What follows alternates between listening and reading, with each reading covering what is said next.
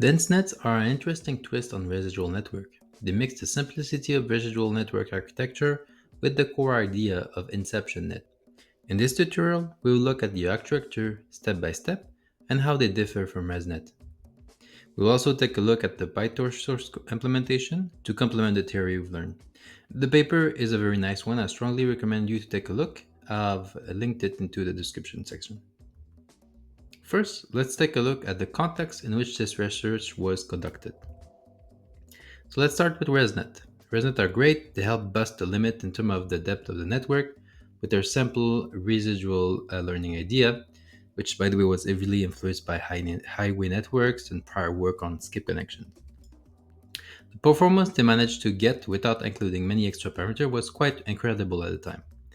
Namely, just by adding the skip connection, they made a 34-layer network much more performant than an 18-layer network. By the way, if you're interested in doing a deep dive on the ResNet architecture, check out my video on the subject. So back to the ResNet, this was surprising that a 34-layer was more performant than an 18-layer, because at the time one of the big problems in the field was the degradation problem. The problem in a nutshell was that as the network were deeper, they were doing worse than the smaller version in the training set. Adding the skip connection from the ResNet architecture made training the deeper layer much easier, which allowed network of up to 1,000 layers to be computed. However, in the paper Deep Network with Stochastic Depth, it was shown that a lot of the layers they didn't even need to be trained all the time. So to simplify the finding of the paper massively, if you were to drop the layer randomly during the training and use all layers during testing, you get even better result at a fraction of the training time than a normal ResNet. You even make the 1,200 layer ResNet still performant and still improving, which was an issue in the original ResNet paper. So the paper, this is a gross simplification, but the paper is even more subtle and interesting than what I just said. But for DenseNet, that's the gist of it. It seems that, in a nutshell, ResNet were bloated with extra parameter. So it's quite natural then, with these findings, that the authors of this paper wanted to create a more efficient architecture. The main idea the author used for increasing efficiency of ResNet come from InceptionNet. So these networks have a concatenation operations in their inception module. This operation helps move information about previous layer forward by passing all previous layer to the next layer by concatenating the filters. So the other kept ResNet bypassing operation simplicity and mixed that with the concatenation operation of InceptionNet to be the basis of the DenseNet architecture. So the solution they come up with was that network connecting every layer output to the next layer input. At this point, you might ask yourself, how did they manage this sort of heavily connected architecture without increasing the number of parameters and actually make it go down? Let's take a look at it. We're going to find out by looking at the architecture. So, taking the residual block as a template, the author modified the bypass connection by swapping the identity addition operation that we see at the top for a concatenation of the input operation, like in InceptionNet. If you remember, in the residual neural network, we always add the previous input to the output of the residual block. Now in DenseNet, we concatenate the previous filters and shove them into the dense layer. The output of the dense layer will serve as the input, which will be concatenated again in the next dense layer. This change effectively makes the earlier layer connected to the later layer because their input has been passed forward. For this architecture to actually work, there need to be a bunch of transition layers throughout the network whose sole purpose is to change the feature map size. So let's take a look at the whole architecture in granular detail. The overall format is pretty similar to the one from ResNet in this table. We are just swapping the residual block for what we're calling dense block now. So we have a few type of block and layer pattern that repeat themselves multiple times at different frequency, depending on the network size. First, we have an input layer that is always the same across networks. It helps brings the image of information at a scale that is optimal for the first dense block to manipulate. Then We have all of the dense block. There's 4 in total, no matter the size of the network, that are composed of multiple repetition of what we call a dense layer. The repetition depend on the desired end network depth. In between, we have the transition layer that we've discussed. The sole purpose of them is to resize the feature filter to the fit in the next dense block. Finally, in all the networks type, we have the classification layer, which is simply a fully connected network with the softmax. That whole architecture is DenseNet. It's pretty simple. So let's now look at each of the individual components we'll encounter throughout the implementation in the code we're going to review later on. First, there's the composite function h, and basically it's in between here, and then it's defined as the batch normalization, ReLU, then a convolution. That's the recipe we're using. Then we got the pooling layers. This layer is a transition layer we've seen before, which take care of doing the downsampling things. It's basically batch normalization followed by a one-on-one convolution and then a 2x2 average pooling layer. An important parameter we'll see in the code is the growth rate, k, which is simply the number of feature maps per layer. In most network, we're going to see in the results section is 32. Then we have the bottleneck layer. It's an interesting concept introduced in the ResNet paper in order to train deeper network more efficiently. The concept is reused in DenseNet, where a one-on-one convolution helps reduce computational resources that are needed. The bottleneck layer is basically a batch normalization ReLU convolution 1-1, followed by batch normalization ReLU convolution 3x3. There isn't a final 1x1 convolution like in the ResNet paper, and that network that we use the bottleneck our reference in the result section as having a B. So it's going to be DenseNet B for bottleneck. In some of the network, we'll see those that end with a C for compression have a specific feature theta that is added. And this feature is between 0 and 1, and it dictates how much feature map we should remove from the transition layer. The main argument here is that the information in transition layer isn't that relevant, and we can tune these out without too much performance penalty. So with all of these different parameters at play, there's a wide range of DenseNets that were tested out in this paper. We'll take a look at a few at all of their performance, but in a nutshell, they were all pretty good. So we have the general idea about ResNet. Let's briefly take a look at the data set that were used, and nothing too fancy here. It's like the 3 usual suspects. So we have Cypher 10 and 100, and there are about 600k image in these, and they're split either in like 10 or 100 class. Then we have the SVHN, which is basically a bunch of numbers that are taken from Google Street View, and no other augmentation is used in these data set usually. And finally, there's ImageNet, which is pretty standard in computer vision. So let's take a look now at the main result. So first off, DenseNet are great, even better than ResNet. As you can see in blue, they were able to get state-of-the-art at the time with the architecture on all the datasets. DenseNet are also way more parameter efficient, especially the bottleneck and the compressed version. So they're at the end, the BC version. So as the DenseNet got bigger, they basically got better. Although they haven't went to extreme depth like in the ResNet paper with 1,000 layer, they have shown that their network were still improving and they were not overfitting yet. The main network they compared themselves upon was ResNet to showcase how much more parameter efficient they were. As you can see in both graphs, which are showing basically the same information in two different x-axis. So you have the x-axis in the left, which is parameters, and the x-axis on the right, which is the number of flops. As you can see in both graphs, even with deeper DenseNet than ResNet, they have less parameter/flops that they're using. The other then dived into the comparison of the different architecture, namely DenseNet BC with everything else, and then ResNet with DenseNet BC. So first off, the DenseNet BC variant are doing great in terms of performance, with fewer parameters in general than the other variants. So this one will be used to compare against the ResNets. So DenseNet also take less parameter to hit a similar best case test error than ResNet. So if you can see here on the red line, the best ResNet they have, which has the biggest parameters, is has a DenseNet equivalent that has 3 times less parameters. And finally, DenseNet with order of magnitude less parameter get the same performance as a ResNet with 1,000 layers. So here we have a DenseNet with 0.8 million parameters and a ResNet with 10.2 million parameters. And they have like very similar performance. Okay, so that's kind of it. That's DenseNet. Let's take a look now at an actual Pytorch implementation to see how all of these blocks are fitting together. Okay, if you want to follow along, you can take a look at the README that I have over here. I'm going to link it to the description.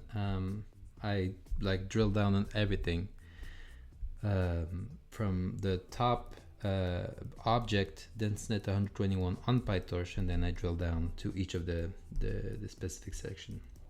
Okay, so DenseNet 121, it's torch vision model, and then it's this thing, and then there's a bunch of parameters, but the one that is mostly important is like weights, and that's kind of it. The rest doesn't matter. If you look inside the library, what it looked like, it's this thing, DenseNet 121, in the model section for torch vision. Whole bunch of documentation, fantastic, but what matter actually is like this little blob. So if we remove all the internal information from the Pytorch, we get that over here. So we have a bunch of weights that we're going to verify, and then there's the actual internal version of DenseNet, which is a function that accepts like 1, 2, 3, 4, 5-ish parameters. Let's take a dive into like this function to see where we are. You can see we're going to hit another function and then a class, and then in this class, this is where we're going to start to see the actual architecture. So this is the function, right? It defines a bunch of parameters over here, and then it will return like the DenseNet class. And it's over here that there's the actual DenseNet stuff that we care about. If we remove everything that are not useful, we finish with like those 3 parameters: growth rate, block config, and num init feature. And then this thing, which is the model, which is making use of a class in order to create it. So the growth rate, remember what I said about K, this is it. It's in the paper, it's 32. And in this case, it's also 32 for 121 layers. And then we have the block config, and for the DenseNet 121, it's 6, 12, 24, 16. What does it mean? Let's take a look at the paper, right? So here we are, DenseNet 121, 6, 12, 24, 16, you see? So 6 means the dense block, in the first dense block, do 6 of this layer. In the dense block 2, do 12 of these one.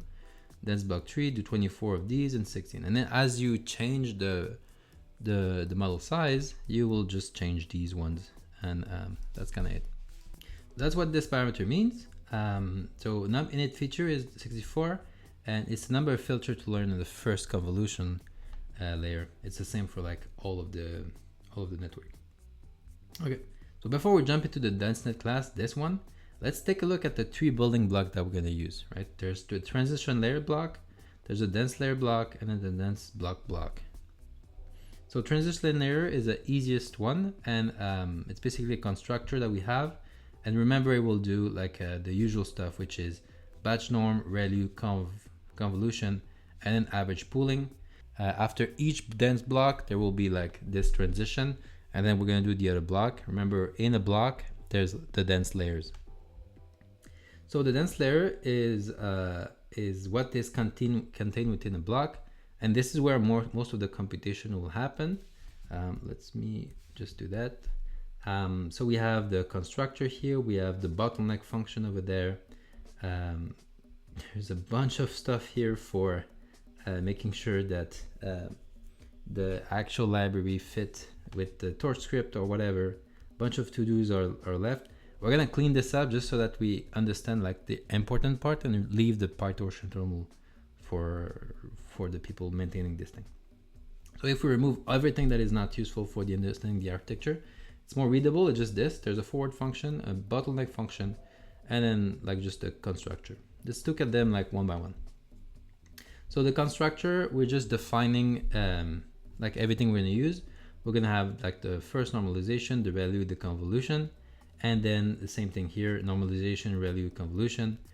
And then there's a bunch of things here for a dropout if we have to use it So one of them is for the 1x1 convolution, and the other one is for the 3x3 convolution here. So if we look at the forward function now, this is where we make use of these things that we've just defined. And what we're doing here is we get the previous features. It should be a list, right? I removed a bunch of stuff for the optimization here, but this should be a list. We shove this list into the bottleneck function, right? We get the bottlenecked output. And remember, this is for computational efficiency. And then we have this bottleneck output shoved into the 3x3 convolution with the batch norm, the ReLU, and then the convolution here. So this is one way of seeing it. We could have ventilated it a bit, but it doesn't matter. And then if we need to do dropout, we're going to do dropout here. And if not, we'll just skip it. So finally, we have the bottleneck function that is being used over here. And the bottleneck function, what it does basically is it does the batch normalization here, the ReLU, and the 1x1 convolution. That's all it does. And then we take that and we return it. Yeah, that's gonna it. So here we have the dense block, right? We're gonna have a constructor here and a forward function, and you see we're gonna use a dense layer in there. So the constructor, very simple. We have a bunch of parameters that dictate how many layers we have, how many input, and all of these good stuff. And then these will just be shoved into the dense layer. That will be always kind of the same. And that's it. We're just going to create a layer, right, with the right parameters. We're going to run the dense layer constructor, and then we're going to take that layer here and then just add it as a module with a specific tag. And that's kind of that. And then the forward function, what's happening is that we are taking the first features. We're gonna put them there, and then we're gonna put the layers, the feature inside the layer, right, into the dense layer. We have our new feature, and then we're gonna append this new feature into the feature list, and then we're gonna redo that. So there's this concatenation operation that is happening here, so that in this dense block, we're just increasing the size of the input as we go through it. We repeat all that to all the dense layers. And that's kind of that. That's the dense block.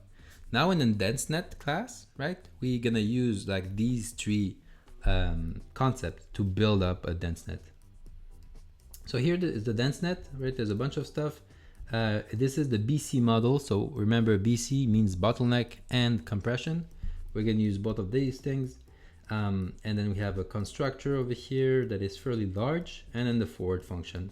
We're going to break it down, but in the init function, there's like 4 or 5 sections of interest. Let's break it them down one by one. So in the constructor, right, we have the first convolution happening, that each dense block thing we're doing with the transition layers. We have a final, the final output motion that we're doing that is similar in all of the different the DenseNet architecture. And finally, we have the initialization that we're doing. So the first convolution, very simple. We have the 7x7 convolution with a stride of 2. So here, 7x7, stride of 2. And then we have a 3x3 max pooling with a stride of 2 with a batch norm and ReLU before. So here it's a 3x3 with a stride of 2. So this is what's happening at the start, right? The first block here, right? This little section, this is what's happening. And then we're going to iterate on each of the dense block, right? So we're going to have the first few features, and then we're going to iterate on the blocks, and then we're going to create a block, right, with the right amount of parameters.